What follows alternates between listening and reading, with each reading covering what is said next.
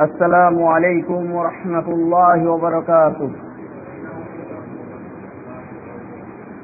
إن الحمد لله وحده والصلاة والسلام على من لا نبي بعد. أما بعد، أعوذ بالله من الشيطان الرجيم. يا أيها الذين آمنوا كتب عليكم الصيام كما كتب على الذين من قبلكم لعلكم تتقون. رب اشرح لي صدري ويسر لي أمري واحلل عقدة من লিসানি ইয়াফকাহু কওলি। শ্রদ্ধেয় সম্মানিত আজকের এই সাহেবনগর জুমা মসজিদে উপস্থিত মুসল্লিবৃন্দ, শ্রদ্ধেয় আমার গুরুজনেরা, আপনাদের সকলের উপর সর্বশক্তিমান আল্লাহর সুখ, শান্তি ও অনুগ্রহ বর্ষিত হোক। আজকে আমি আপনাদের সামনে যে বিষয়টি নিয়ে আলোচনা করব, সে বিষয়টি খুব একটি মারাত্মক বিষয়। বিষয়টির নাম হচ্ছে রমজান মাসের ভুল আমল। আজকে আমার আলোচ্য বিষয় রমজান মাসের ভুল আমল। আমি যদিও কিছুদিন আগে আপনাদের এখানে জুমার খুতবা রেখেছিলাম, বিষয় ছিল সত্য পরিচিতি। সেখানে আপনাদেরকে সত্য পরিচিতি করিয়ে দেওয়া হয়েছিল, সত্য কোন জিনিসটা, হক কোন জিনিসটা, এটার সঙ্গে আপনাদের পরিচয় করিয়ে দেওয়া হয়েছিল। আজকের বিষয়টি যেহেতু খুবই একটু মারাত্মক, আর স্বাভাবিকভাবে এই ধরনের বিষয় সাধারণভাবে বিশেষ করে আমাদের এই এলাকার লোকেরা হজম করতে পারে না। সেজন্য আমি আমার আলোচনা শুরু করার আগেই একটি বিষয় আমি স্পষ্ট করে দিতে চাচ্ছি, বিশেষ করে আমার সাহেবনগর গ্রামের ভাই ও বন্ধুদের কাছে। কারণ যারা ডাক্তার আছেন, তারা যখনই কোনো ব্যথার রোগীকে ব্যথার ওষুধ দেন, তার সাথে সাথে গ্যাসের ওষুধ দেন। এই জন্যই যে ব্যথার ওষুধ খেলে গ্যাস হতে পারে, আর যদি গ্যাস হয়ে যায় তাহলে সমস্যাটা একটু বেড়ে যেতে পারে। যেহেতু আজকে আমার আলোচ্য বিষয় হচ্ছে রমজান মাসের ভুল আমল, অর্থাৎ আমরা এমন কিছু আমল করছি যেগুলো কোরআন এবং সুন্নাহ সম্মত নয়, কিন্তু আমরা চলে আসছে আমাদের বাপ দাদার কালাম থেকে। সেই আলোচনাগুলো যদি করা হয় তাহলে অনেক মানুষ হজম করতে পারবেন না। সেই জন্য হজম বড়ি হিসাবে, হজমের ওষুধ হিসেবে আমি কিছু আয়াত এবং হাদিস আপনাদের সামনে পূর্বে পেশ করতে যাচ্ছি।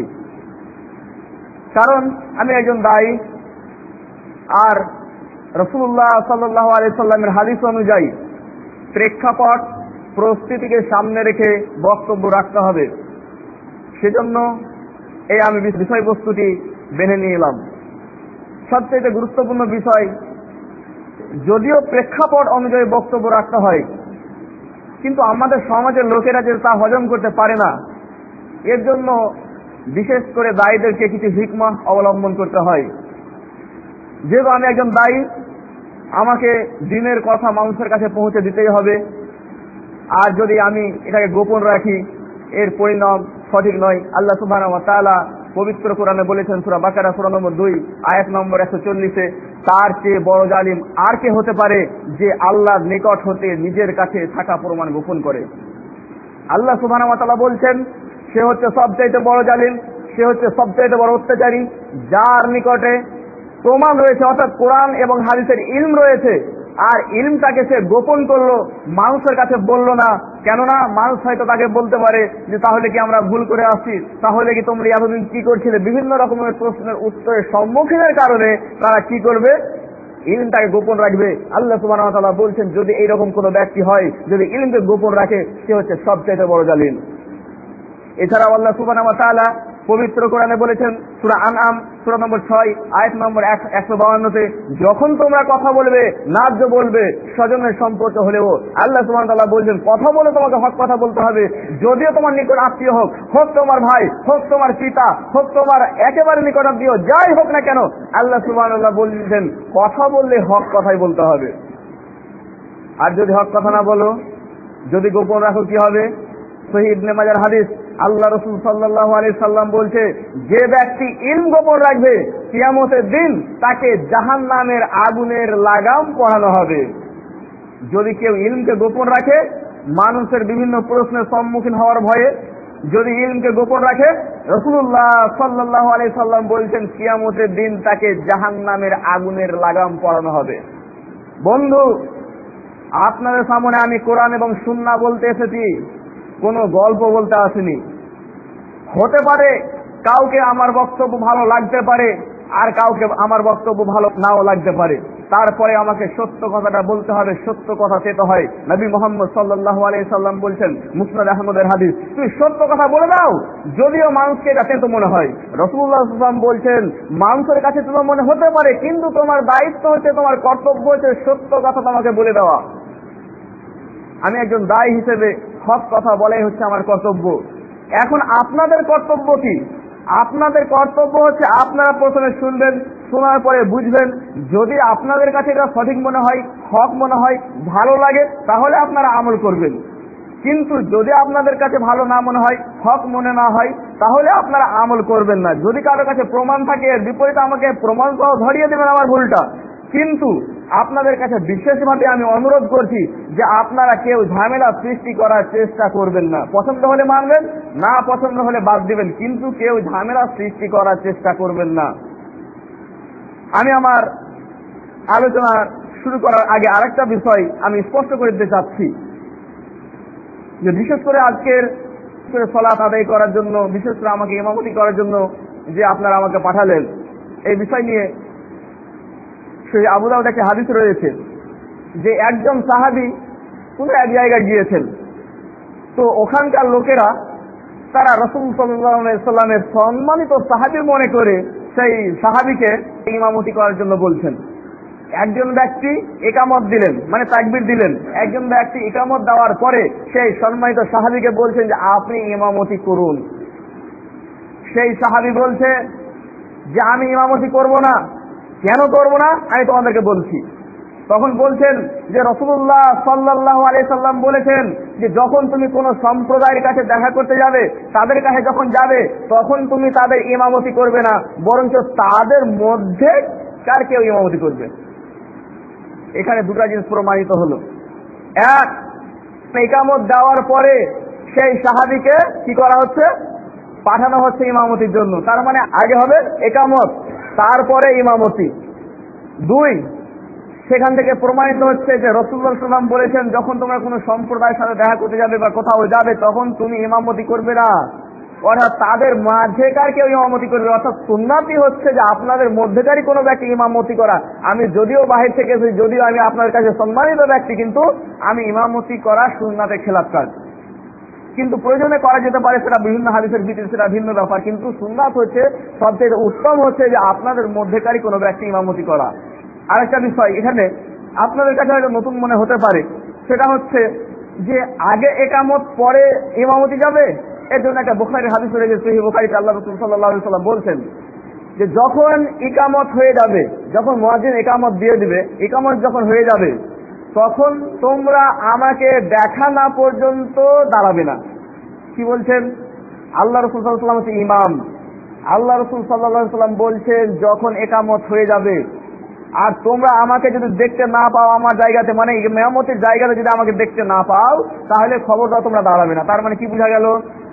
আগে একামত হবে, একামতের পরে যদি উপস্থিত থাকে ইমাম সাহেব তাহলে সবাই দাঁড়াবে, যদি উপস্থিত না থাকে তাহলে লোকেরা বসেই থাকবে। সময় হয়ে গেছে, একামত হয়ে গেছে, কিন্তু কেউ দাঁড়াবে না যখন পর্যন্ত ইমাম তার জায়গাতে উপস্থিত না থাকবে। তার মানে এটা বোঝা যাচ্ছে যে এক কথায় আগে একামত পরে দাঁড়ানো।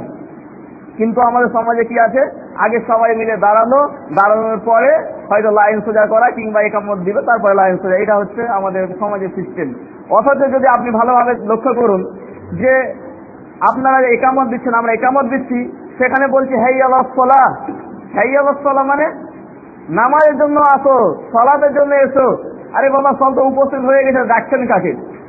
যখন একজন উঠে বলবে হাইয়া আলাস সালাহ, নামাজের জন্য আসুন, তার মানে এটা এর সঙ্গে প্রাসঙ্গিক হচ্ছে। কিন্তু আমরা সবাই উপস্থিত, সবাই লাইনে দাঁড়িয়ে গেছি, তারপরে কাকে বলছে হাইয়া আলাস সালাহ? এই জন্য দেখবেন আপনি সাধারণভাবে যে হাদিসও বলছে আগে একামত পরে দাঁড়ানো, এবং এটা আমল আছে বিশেষ করে অন্যান্যদের মাঝে, এমনকি সৌদি আরবে এই আমলটাই সেখানে রয়েছে, যদিও সেটা আমাদের জন্য দলিল নয়, কিন্তু দলিল অনুযায়ী যেহেতু তাদের আমল সেই জন্য আমি পেশ করলাম। আসুন এবার আমার মূল আলোচ্য বিষয়, যেহেতু আজকে আমার আলোচ্য বিষয় হচ্ছে রমজান মাসের ভুল আমল। রমজান মাসের ভুল আমল সম্পর্কে প্রথমে রমজানের ফজিলত সম্পর্কে আমি আপনাদের সামনে দু একটি কথা বলি। রমজান মাসের ফজিলত সম্পর্কে অনেক সহিহ হাদিস এবং পবিত্র কোরআনের আয়াত রয়েছে, অনেক পবিত্র কোরআনের আয়াত এবং সহিহ হাদিস রয়েছে, কিন্তু পরেও আজকে আমাদের সমাজে এই রমজান মাসের ফজিলতের উপরে জাল জয়ীফ মিথ্যা হাদিস বর্ণনা করা হচ্ছে।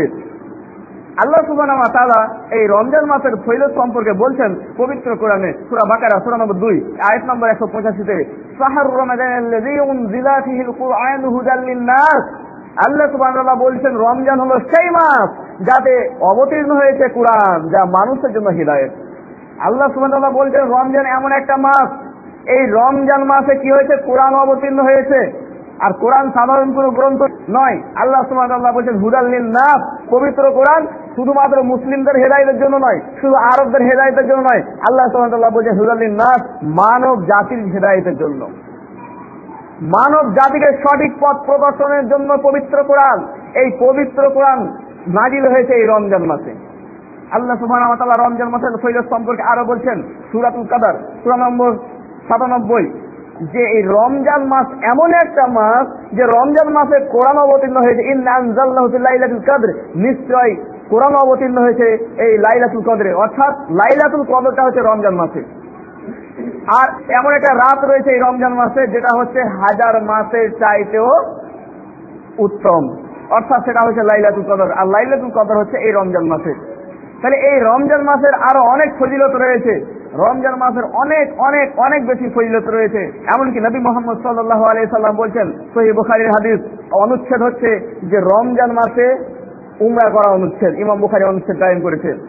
সেখানে ইমাম বুখারী হাদিস নিয়ে এসেছেন যে রমজান মাসে যদি কোনো ব্যক্তি উমরা করে, যদি কোনো ব্যক্তি রমজান মাসে উমরা করে, তাহলে সে রাসূলুল্লাহ সাল্লাল্লাহু আলাইহি সাল্লামের সঙ্গে হজ করার মতো।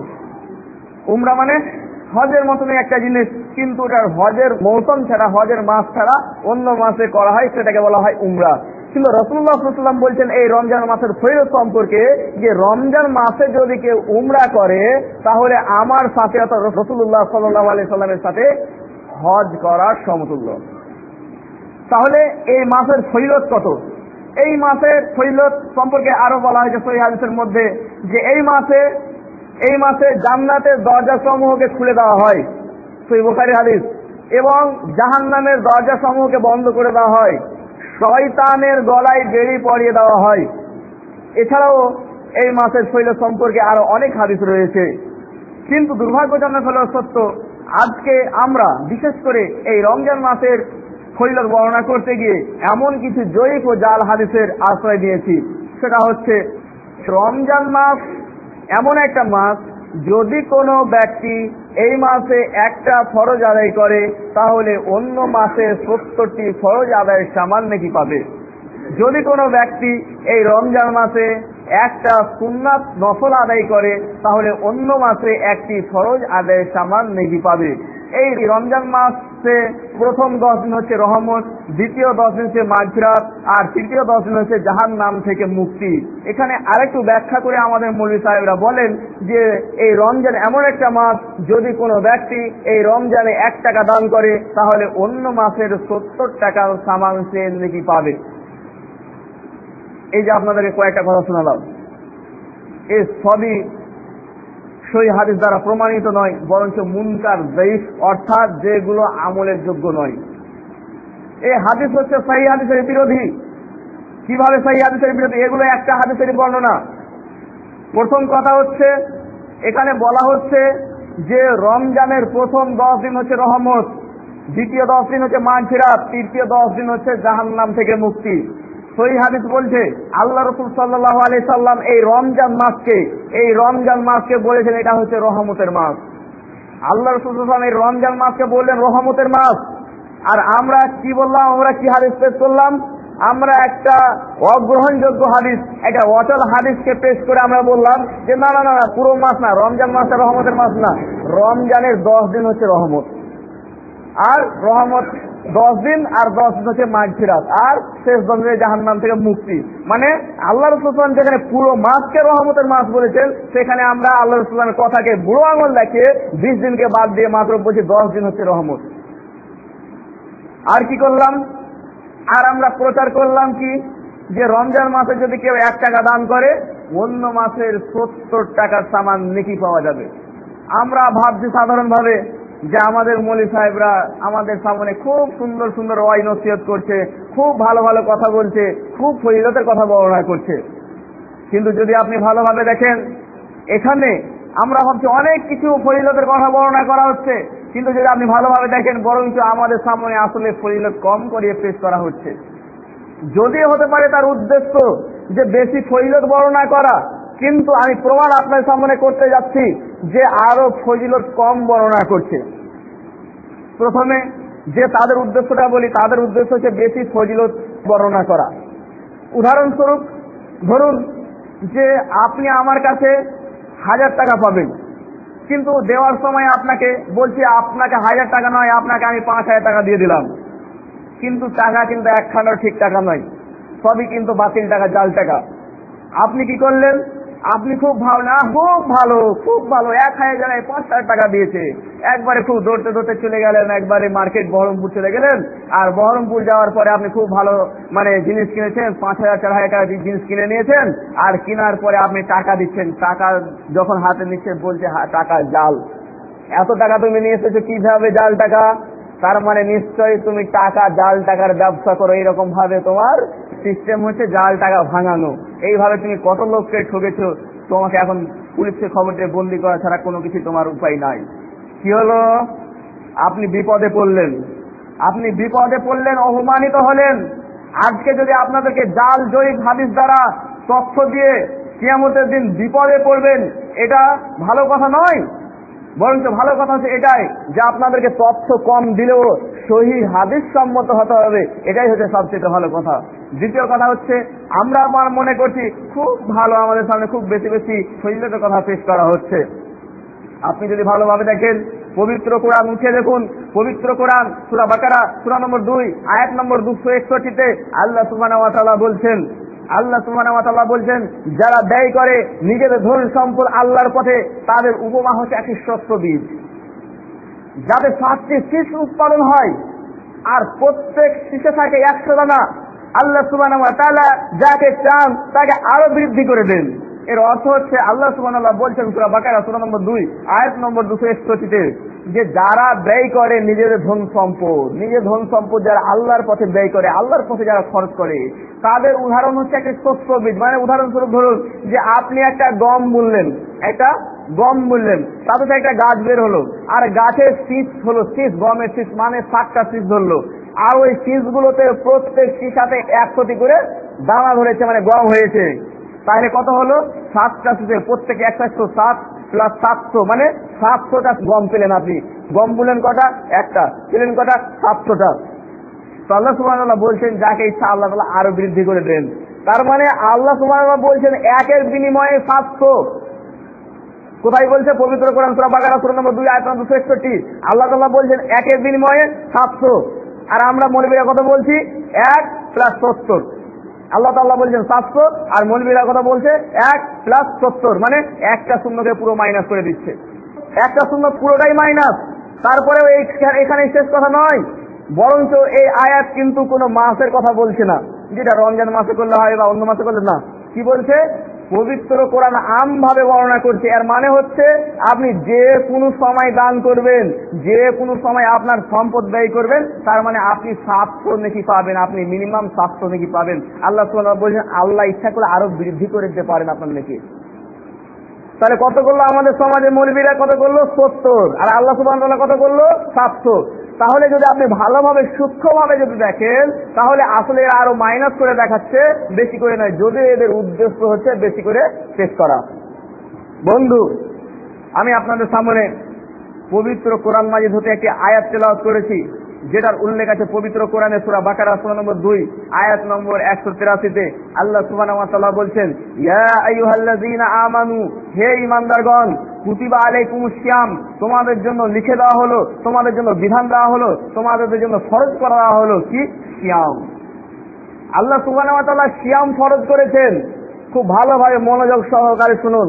আল্লাহ সুবহানাহু ওয়া তাআলা বলছেন, তোমাদের জন্য আমি বিধান দিলাম, লিখে দিলাম সিয়ামের, রোজা না। কিন্তু আজকে আমরা কি পালন করছি? রোজা পালন করছি, সিয়াম পালন করছি না। সিয়াম আর রোজাতে পার্থক্য আছে, কিন্তু সিয়াম আর রোজাতে পার্থক্য আছে। আল্লাহ সুবহানাহু ওয়া তাআলা আমাদের জন্য রোজা ফরজ করেননি, ফরজ করেছেন সিয়াম। কিভাবে? আল্লাহ তাআলা বলেন, কামা কুতিবা আলাল্লাযিনা মিন ক্বাবলিকুম, যেমন বিধান দেওয়া হয়েছিল, যেমন লিখে দেওয়া হয়েছিল, যেমন ফরজ করা হয়েছিল তোমাদের পূর্বদের উপরে। কি হবে এতে? আল্লাহ সুবহানাহু ওয়া তাআলা বলছেন কি লাভ হবে এতে? আল্লাহ তাআলা বলছেন সিয়ামে এমন একটা পাওয়ার, এমন একটা পাওয়ার, লাআল্লাকুম তাত্তাকুন, এতে তোমরা কি হবে? তোমরা সংযমশীল হয়ে যাবে, তোমরা পরহেজগার হয়ে যাবে, তোমরা মুত্তাকি হয়ে যাবে। আল্লাহ সুবহানাহু ওয়া তাআলা বলছেন সিয়ামের এমন একটা পাওয়ার, এমন একটা পাওয়ার যে তোমরা পরহেজগার হয়ে যাবে। বন্ধু, আল্লাহ সুবহানাহু ওয়া তাআলা সিয়াম ফরজ করেছেন, রোজা না। কিন্তু আজকে আমরা সিয়াম পালন করি না, আজকে আমরা রোজা পালন করছি। কেন? রোজা যদি আমরা পালন না করতাম আর সিয়াম প্রকৃতপক্ষে যদি সিয়াম পালন করতাম, অবশ্যই আমাদের মধ্যে পরিবর্তন ঘটতো। কিন্তু আজকে আমরা দেখা যাচ্ছে যে অনেক মানুষই রমজানের আগে বেনামাজি ছিল, হয়তো কোন রকম রমজান মাসের নামাজটা ধরেছে, তারপরে রমজান যেমন শেষ, তারপরে আবার সে বেনামাজি থেকে যাচ্ছে। তার মানে সে সিয়াম পালন করেনি, সে রোজা পালন করেছে। রোজা কাকে বলে আর সিয়াম কাকে বলে? রোজা এটা হচ্ছে একটা ফার্সি শব্দ, যার অর্থ হচ্ছে উপবাস থাকা। তার মানে আপনি যদি সকাল থেকে সন্ধ্যা পর্যন্ত যদি আপনি না খেয়ে থাকেন, এরই নাম হচ্ছে উপবাস, এরই নাম হচ্ছে রোজা। আপনি মিথ্যা কথা বলেন, কোনো সমস্যা নেই। আপনি হারাম কাজ করেন, কোনো সমস্যা নেই। আপনি যাই করেন, শুধু সকাল থেকে সন্ধ্যা পর্যন্ত যদি না খেয়ে থাকতে পারেন, তাহলে আপনার রোজা হয়ে গেল। কিন্তু সিয়াম শুধু না খেয়ে থাকার নাম নয়। আল্লাহ সুবহানাহু ওয়া তাআলা যে সিয়ামের বিধান অবতীর্ণ করেছেন, নবী মুহাম্মদ সাল্লাল্লাহু আলাইহি সাল্লামের সিয়ামের ব্যাপারে যে বলেছেন, শুধু না খেয়ে থাকা নয়, বরং স্ত্রী সহবাস থেকে শুরু করে, মিথ্যা কথা থেকে শুরু করে, যাবতীয় পাপাচার থেকে দূরে থেকে সমস্ত কিছু, মানে সিয়াম শব্দের আবিধানিক অর্থ হচ্ছে বিরত থাকা। সমস্ত কিছু বৈধ এবং অবৈধ, মানে এমন কিছু বৈধ আছে যেমন ভাত, পানি, এগুলো হচ্ছে বৈধ, কিন্তু এটা হচ্ছে এখনকার জন্য অবৈধ।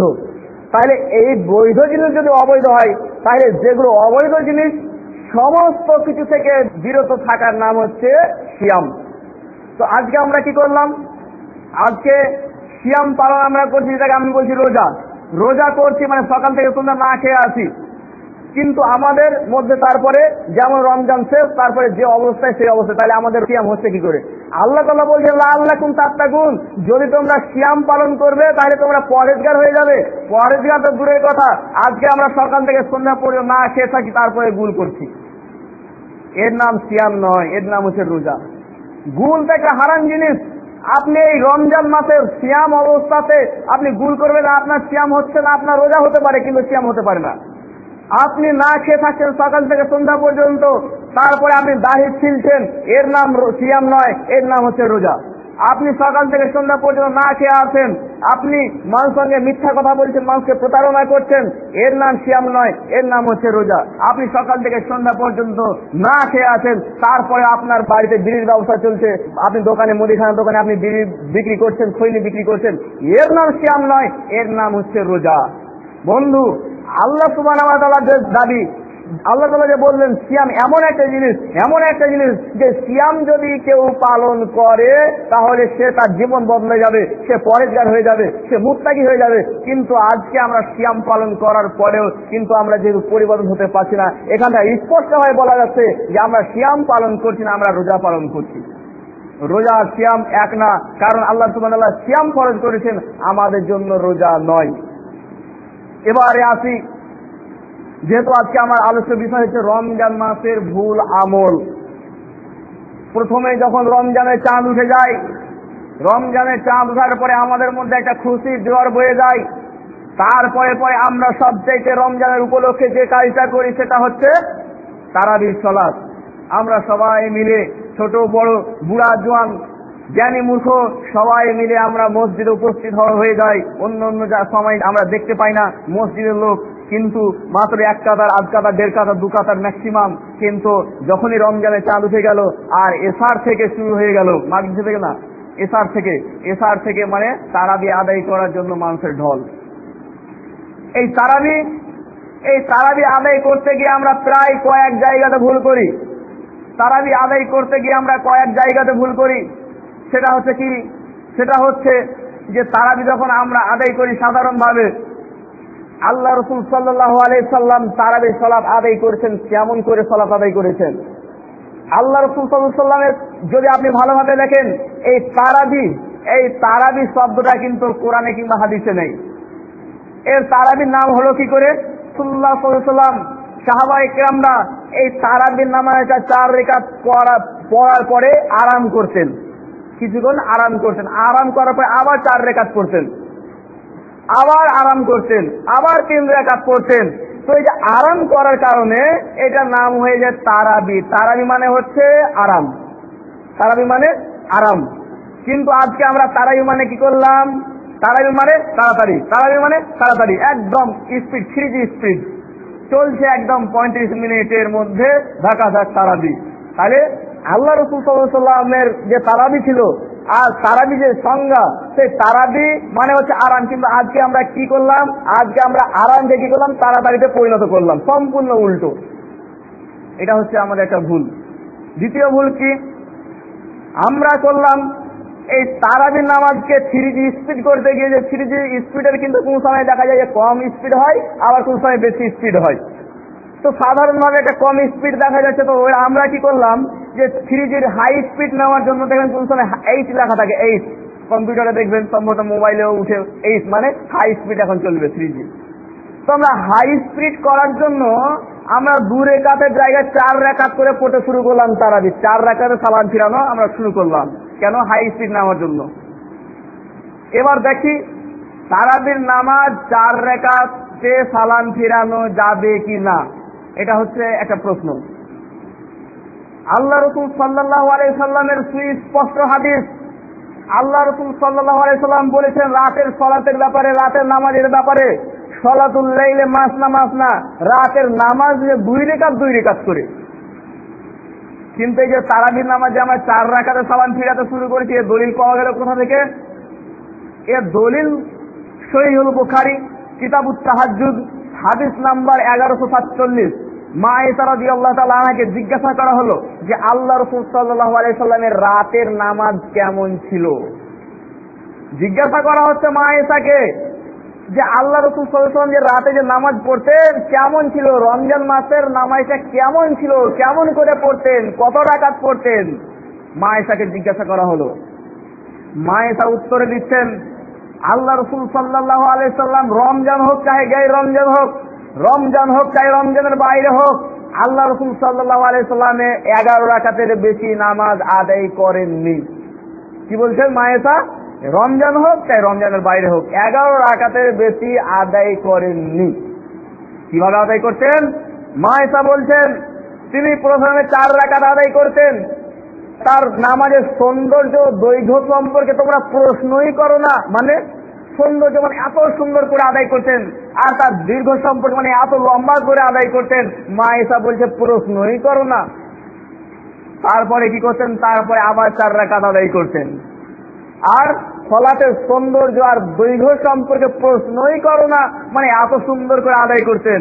তারপরে 3 রাকাত আদায় করতেন। তাহলে কি দেখা গেল? এখানে বলছে 4 রাকাত, 4 রাকাত, 3 রাকাত। এই হাদিসকে আমরা ভিত্তি করে আমরা শুরু করলাম কি 4 রাকাতে সালাম ফিরানো। কিন্তু যদি আপনি ভালোভাবে দেখেন এই হাদিস কখনোই 4 রাকাতে সালাম প্রমাণ করছে না, আমি আপনাদের সামনে প্রমাণ করছি। কিন্তু তারপরেও যদি আপনারা কেউ মনে করতে চান যে হাদিসকে আমরা ওইভাবে বুঝবো, ঠিক আছে, একটু পরে এর উত্তর দেওয়া হচ্ছে। প্রথম কথা হচ্ছে যে এখানে বলা হয়েছে মা আয়েশা বলছে 4 রাকাত পড়তেন। 4 রাকাতের মানে 4 রাকাতের সালামের কথা মা আয়েশা উল্লেখ করছেন না। সালাম কি সালাম না, এখানে 4 রাকাতের কথা উল্লেখ করছেন না। তারপরে 4 রাকাতের সালামের কথা উল্লেখ করছেন, মানে এই হাদিসে সালামের কোনো কথাই নেই। অন্য হাদিস চলে যান, সহিহ মুসলিমের হাদিস। রাবি হচ্ছে একজনই মা এসা বর্ণনা করছেন যে আল্লাহ রাসূল সাল্লাল্লাহু আলাইহি সাল্লাম রাতের নামাজ 11 রাকাত পড়তেন আর প্রত্যেক 2 রাকাতে সালাম ফিরাতেন। কি বলছেন? 11 রাকাত নামাজ পড়তেন আর সালাম ফিরাতেন কয় রাকাত করে? মা এসা বলছেন 2 রাকাত করে সালাম ফিরাতেন। কিন্তু এই যে 4 রাকাত করা বলা হলো, এখানে সালামের কথা মা এসা বলছেন না। তার মানে বোঝা যাচ্ছে কি যে 4 রাকাতের পরে বিশ্রাম নিতেন, যে কারণে আমরা তারাবির নাম দিয়েছি তারাবি মানে আরাম। 4 রাকাত পরে আরাম নিতেন। তার মানে আপনি 2 রাকাত করে পড়ার পরে আপনি 4 রাকাতের পরে একটু বিশ্রাম নেন, আরাম নেন, এটাই হচ্ছে এর অর্থ। কিন্তু আমরা কি করলাম? আমরা 4 রাকাতে সালাম ফিরাতে শুরু করেছি, কিন্তু মায়েসা 4 রাকাতে সালামের কথা বলছেন না। মায়েসা অন্য হাদিসের মধ্যে বলছেন যে আল্লাহ রাসূল সাল্লাল্লাহু আলাইহি ওয়াসাল্লাম রাতে নামাজ 11 রাকাত পড়তেন এবং প্রত্যেক 2 রাকাতে সালাম ফিরাতেন। কি হলো? 2 রাকাতে। অন্য হাদিসের মধ্যে আল্লাহ রাসূল সাল্লাল্লাহু আলাইহি ওয়াসাল্লাম বলছেন সালাতুল লাইলে মাসনা রাতের নামাজ 2 রাকাত করে পড়তে হয়। তাহলে সমস্ত হাদিসকে একত্রিত করার পরে কি হচ্ছে? 2 রাকাত করে পড়তে হবে, অর্থাৎ 2 রাকাত করে আপনি 10 রাকাত পড়ে নিলেন, তারপরে রাত্রে 1 রাকাত পড়লেন, এটা হচ্ছে উত্তম। তবে 2 রাকাত করে 8 রাকাত পড়ে একবারে এক সালামে মানে একবারে আপনি 3 রাকাত পড়তে পারেন, এটা জায়েজ আছে। কিন্তু উত্তম হচ্ছে যে 2 রাকাত করে 10 রাকাত পড়া, তারপরে আপনি 1 রাকাত পড়বেন, এটা হচ্ছে উত্তম। এবার কেউ বলবে না এই 4 রাকাতের কথা বলা হয়েছে মানে 4 রাকাতের সালাম, 4 রাকাত আমি পড়ব, ঠিক আছে পড়ুন। আপনি কি এই হাদিসের উপর সম্পূর্ণ আমল করছেন? এখানে বলা হচ্ছে 4 রাকাত, মানে 4 রাকাতের মাঝে কিন্তু কোনো বৈঠকের কথা মা এসা বলছেন না। কিন্তু আজকে যারা 4 রাকাত, যেখানে 4 রাকাত এক সালামে 4 রাকাত পড়া হয়, সেখানে 2 রাকাতের পরে বৈঠক করা হয় কি হয় না? জানা আছে আপনাদের কারো? 2 রাকাতের পরে বৈঠক করা হয়, বসে আরাম করা হয়, তারপরে আবার আল্লাহু আকবার বলে উঠে 3 রাকাতের জন্য। মায়েসা বলছেন 4 রাকাত পড়লেন, তার মানে একসাথে আপনাকে 4 রাকাত পড়তে হবে। যদি আপনি সেই হাদিসের অর্থ নেন, তাহলে কোথা থেকে হাদিসের অর্থ পেলেন যে 2 রাকাত পরে আপনি বসুন দিয়ে আবার ফের উঠবেন? এ অর্থ প্রকাশ করছে না এখানে। তাহলে আপনি যদি ওই হাদিসের উপরে আমল করতে যাবেন, ওই স্পষ্ট হাদিসের উপরে আমল যদি করতে যাবেন, তাহলে আপনাকে কিন্তু মাঝখানে বসা যাবে না, এটা চলবে না। তাহলে কি হচ্ছে? এই হাদিসের উপরেও কিন্তু আমরা আমল করছি না। আমরা আমাদের সুবিধা যেখানটা সুবিধা, যতটুকু সুবিধা অতটুকু আমরা শুধু নিয়ে নিয়েছি আর বাকিকে ছেড়ে দিয়েছি।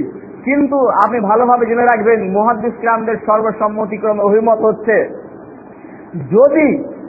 যদি কোন রাবীর কাছ থেকে একটা হাদিস বর্ণনা করা হয়, যে রাবী অস্পষ্টভাবে হাদিস বর্ণনা করেছে, কিন্তু ওই হাদিসটা অন্য জায়গায় তিনি বিস্তারিত বর্ণনা করেছেন, ব্যাখ্যা সহ বর্ণনা করেছেন, মুহাদ্দিস কিরামদের বক্তব্য হচ্ছে যে ব্যাখ্যা সহ হাদিসটা নিতে হবে।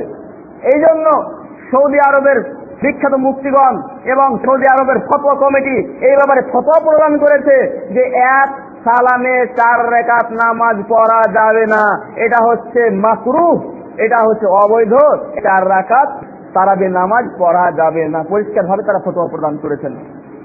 সুতরাং এটা হচ্ছে আমাদের সমাজের ভুল। সুতরাং এই ভুলটা সংশোধন করে আমাদের কোরআন এবং সুন্নাহ অনুযায়ী সালাতুল লাইলে মাসনা 2 রাকাত করে আমাদেরকে নামাজ আদায় করতে হবে। তারপরে কি হয়? তারপরে চলে আসলো আপনার বেতর। তারাবির পরে বেতরের পরে আমরা বেতরে বিশেষ করে মাঝে মাঝেই যেটা আমরা দুআয়ে কুনুত পড়ি, মানে যেটা হাত তুলে দোয়া করা হয় শেষ রাকাতে। এখানে আমরা দেখতে পাই অধিকাংশ জায়গাতে আমরা হাত তুলে দোয়া করি। কখন আমরা হাত তুলে দোয়া করি? রুকু থেকে উঠার পরে আমরা হাত তুলে দোয়া করি। কিন্তু যদি আপনি সহিহ বুখারী কিতাবুল মাগাজিন পড়েন, আনাস ইবনে মালিক রাদিয়াল্লাহু তাআলা আনহুকে জিজ্ঞাসা করা হচ্ছে যে ভেতরে কুনুত পড়তে হবে কি হবে না? বলছে হ্যাঁ পড়তে হবে। বলছে কখন পড়বো? রুকুর আগে না পরে? বলছে রুকুর আগে পড়বে। বলছে আপনার নাম করে যে কেউ বলেছে যে আপনি নাকি বলেছেন রুকুর পরে পড়তে হবে, সে বলছে সে মিথ্যা কথা বলেছে। কি বলছে আনাস ইবনে মালিক? কি বলছেন? সে মিথ্যা কথা বলেছে। কেন? আল্লাহ রাসূল সাল্লাল্লাহু আলাইহি সাল্লাম 1 মাস যাবত শুধুমাত্র রুকুর পরে হাত তুলে দোয়া করেছিলেন। আর সেটা ছিল যে 70 জন সাহাবী কাদিকে পাঠানো হয়েছিল এক জায়গাতে কাফিরদের কাছে তাদেরকে ইসলামের শিক্ষা দেওয়ার জন্য, কোরআন শিক্ষা দেওয়ার জন্য। ওরা কি করেছিল? ওরা তাদেরকে হত্যা করেছিল আর ওদের জন্য অভিশাপ করেছিল। বর দোয়ার জন্য 1 মাস যাবত আল্লাহ রাসূল সাল্লাল্লাহু আলাইহি ওয়াসাল্লাম রুকুর পরে হাত তুলে দোয়া করেছিলেন। কি প্রমাণ হলো? আনাস ইবনে মালিক রাদিয়াল্লাহু আনহু বলছেন, যে বলছে পিছে কোথাও এটা মিথ্যা কথা বলেছে, শুধুমাত্র এক মাসের জন্যই করেছিলেন। তার মানে যখনই আপনি ভেতরের সালাতে যখন আপনি দোয়ায়ে কুনুত করবেন, এটা রুকুর আগে হবে, রুকুর পরে নয়। এটা হচ্ছে আমাদের সমাজের একটা ভুল। দ্বিতীয় ভুল আরেকটা কি করে থাকি, যখন আমরা বেতর শেষ করি, বেতরে যখন আমরা সালাম ফিরিয়ে দেই, তখন আমরা সবাই মিলে কি বলে উঠি? কি বলে উঠি? আপনারা কি বলেন? আমরা সবাই বলি আল্লাহু আকবার। আমরা সবাই মিলে বলে উঠি আল্লাহু আকবার, যেমন অন্য নামাজে বলে উঠি। কিন্তু রাসূলুল্লাহ সাল্লাল্লাহু আলাইহি সাল্লাম বলছেন, বেতরের নামাজে সালাম ফিরার পরে বলবেন সুবহানাল মালিকিল কুদ্দুস, এটা দুবার আস্তে বলবেন আর শেষের বার একটু জোরে বলবেন। আল্লাহ রাসূল কি দোয়া শিখিয়ে দিলেন?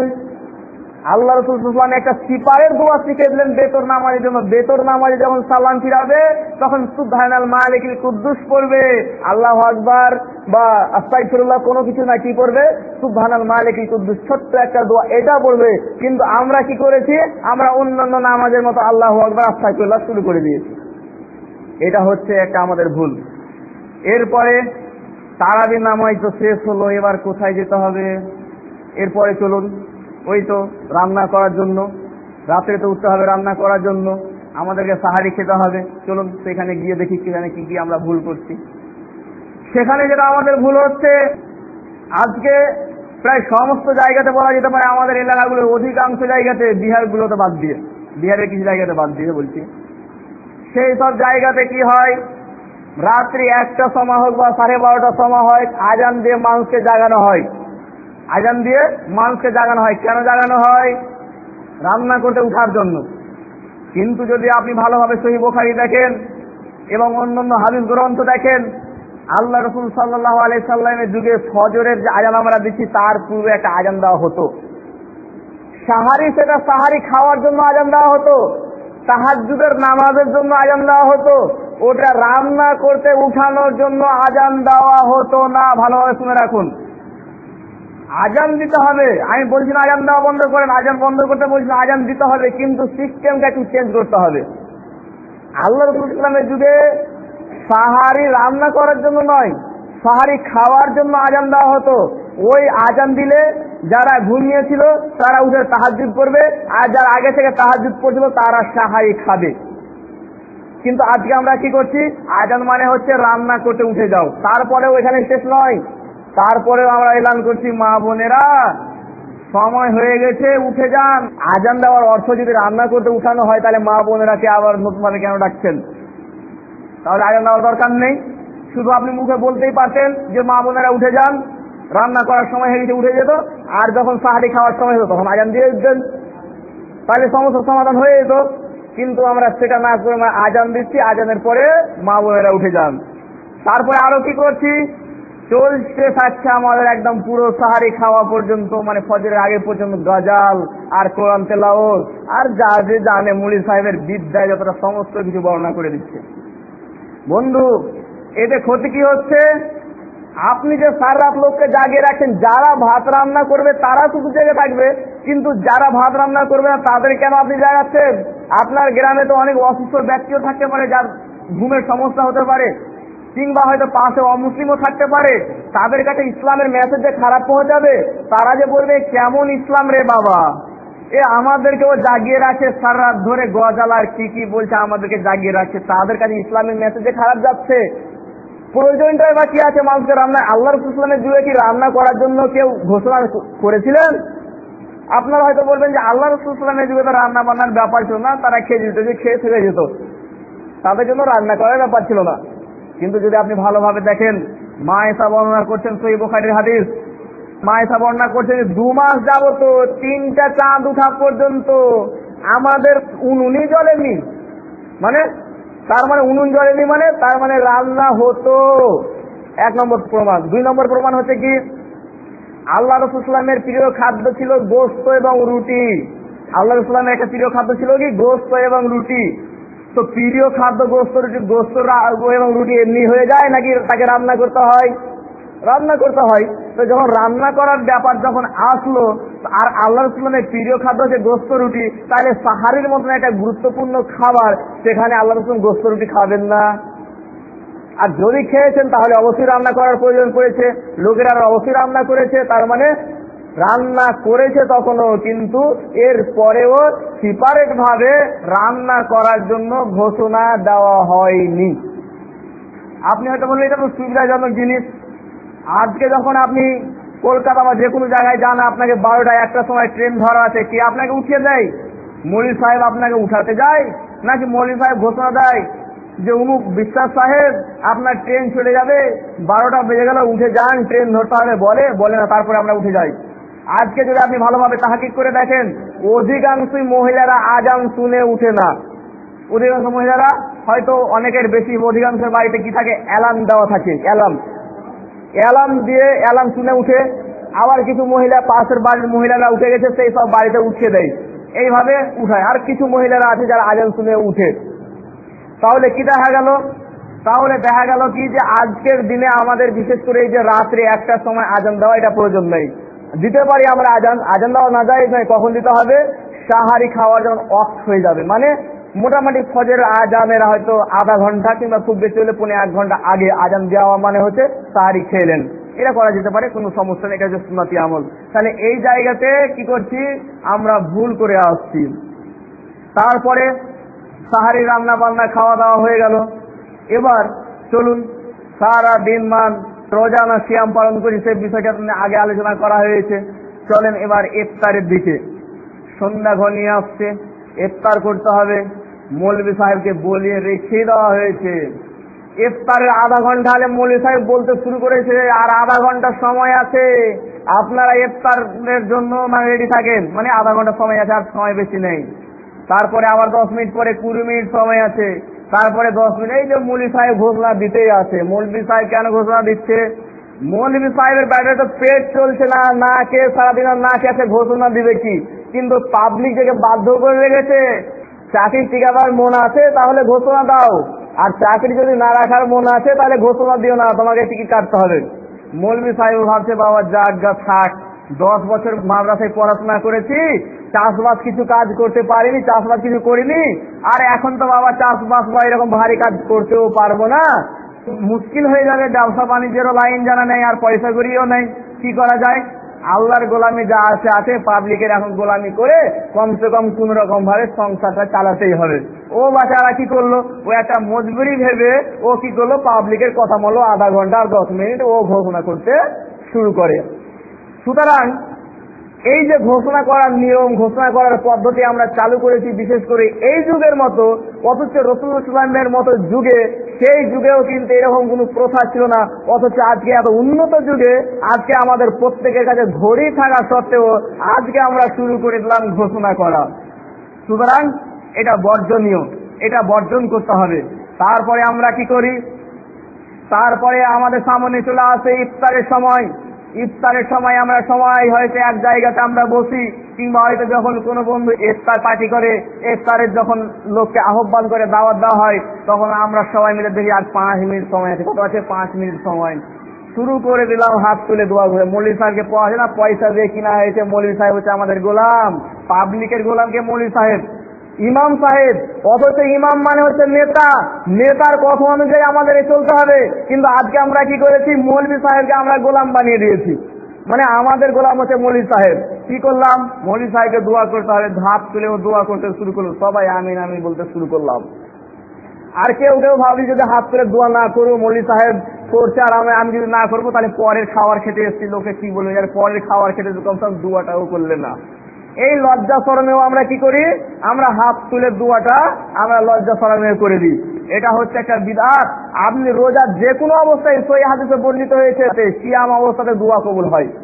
একটা হাদিস আছে যে ইফতারের সময় দোয়া কবুল হয়, এটা সহিহ হাদিস নয়। অথচ সহিহ হাদিস অনুযায়ী রোজা অবস্থায় যে কোনো সময় দোয়া করলে আল্লাহ সুবহানাহু ওয়া তাআলা দোয়া কবুল করবেন। সুতরাং ওটাও হচ্ছে দোয়া কবুলের সময় আপনি দোয়া করতে পারেন, কিন্তু এই যৌথভাবে সবাই মিলে হাত তুলে দোয়া করা, এটা হচ্ছে বিদআত, এটা শরীয়ত সম্মত নয়। তারপরে কি হয়?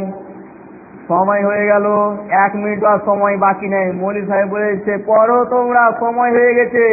আল্লাহুম্মা লাকা সুমতু ওয়া আলা রিজকিকা আফতারতু। অথচ সহিহ হাদিস বলছে, সহিহ বুখারীর হাদিস, যে যখন কোনো খাবার খাবে বিসমিল্লাহ বলবে, আর যদি বিসমিল্লাহ বলে না খাও কি হবে? শয়তান খাবে তোমার সাথে। আজকে আমরা কি করি? বিসমিল্লাহ বলি না, কি বলি? আল্লাহুম্মা লা কাসুমতু বলে আমরা ইফতার করি। অনেকে হয়তো বলে যে না না আল্লাহুম্মা লা কাসুমতু বলে বিসমিল্লাহ বলে আমি ইফতার করি। ঠিক আছে, মেনে নিলাম, তর্কে খাই তোমার জন্য। অনেক মানুষ তো বিসমিল্লাহ বলেই না। দ্বিতীয় কথা হচ্ছে তুমি বলো ঠিক আছে আমি মেনে নিচ্ছি, সব লোকই বলে বিসমিল্লাহ, মানে আল্লাহুম্মা লা কাসুমতু বলে বিসমিল্লাহ। প্রথম কথা হচ্ছে আপনি যে আল্লাহুম্মা লা কাসুমতু বলছেন, আল্লাহ রাসূল বলছেন সহিহ বুখারীর হাদিস যে রমজান অবস্থায়, রোজা অবস্থায় কেউ যদি মিথ্যা কথা বলে তাহলে আল্লাহ সুবহানাহু ওয়া তাআলার তার যে পানাহার ত্যাগ করার কোনো প্রয়োজনই নেই, কোনো দরকারই নেই। মানে তার কোনো দরকার নেই, মানে তার শুধু উপবাস থাকা হচ্ছে, রোজা থাকা হচ্ছে, কিন্তু কাজ হবে না। আপনি মৌলভী সাহেব ইফতারের আগে আপনি মিথ্যা কথা বলে ইফতারি করছেন। জি, কিভাবে মিথ্যা কথা বলে? কিভাবে মিথ্যা কথা বলে ইফতারি করছেন? হ্যাঁ, মিথ্যা কথা বলে ইফতারি করছেন। তো কেমন করে?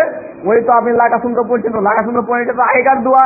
আপনি অর্থের দিকে দেখে মনে হয় যে আল্লাহুম্মা লা কাসুমতু হচ্ছে ইফতারের আগের দোয়া, আর জাহাবাজ জামা হচ্ছে ইফতারের পরের দোয়া। সুতরাং আমরা ঠিক কাজ করছি। তো মৌলভী সাহেব আপনি অর্থটা করেন তো, আল্লাহুম্মা লা কাসুমতু ওয়ালা যিকির আফতারের অর্থটা কি? তো অর্থ হচ্ছে আল্লাহুম্মা লা কাসুমতু এর অর্থ কি? হে আল্লাহ, তোমার জন্য রোজা রেখেছিলাম এবং তোমার দেয়া রিজিক দিয়ে ইফতার করলাম, এটার অর্থ। আর জাহাবাজ জামের অর্থ কি? যে পিপাসা দূর হলো, খিদা মিটলো, আল্লাহ চাহে তো সব পূর্ণ হয়ে গেল। তার মানে এটা পিপাসা মিটে যাওয়ার পরে, খিদা দূর হয়ে যাওয়ার পরে, তার মানে এটা খাবার পরের দোয়া। আর এটা হচ্ছে আল্লাহুম্মা লা কাসুমতু হচ্ছে খাবার আগেকার দোয়া। 2-3 দিন আগে একজনের সাথে, একজন মৌলভী সাহেবের সঙ্গে আলোচনা হচ্ছিল, একজন হাফেজ সাহেবের সঙ্গে। তাকে আমি বললাম আপনি ভালোভাবে অর্থটা দিয়ে লক্ষ্য করুন, শুধু মানে তোতা পাখির মতো বললে হবে না। আপনি দেখুন অর্থটা কি?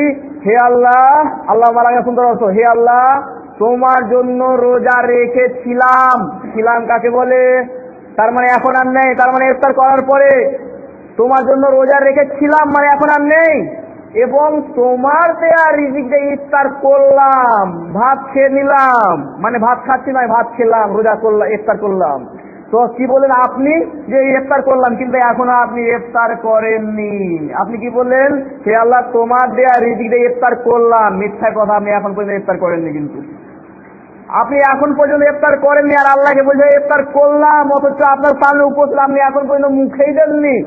মিথ্যা কথা বলা হলো না? তাহলে কিভাবে আপনি এই মিথ্যা কথা বলে আপনি ইফতার করছেন? বন্ধু, তাহলে কি হচ্ছে? আমরা মিথ্যা কথা বলে ইফতার করছি, মিথ্যা কথা বলে আমরা ইফতার করছি। এবার আপনাদেরকে দেখাচ্ছি। প্রথম কথা হচ্ছে এই হাদিস সহিহ নয়।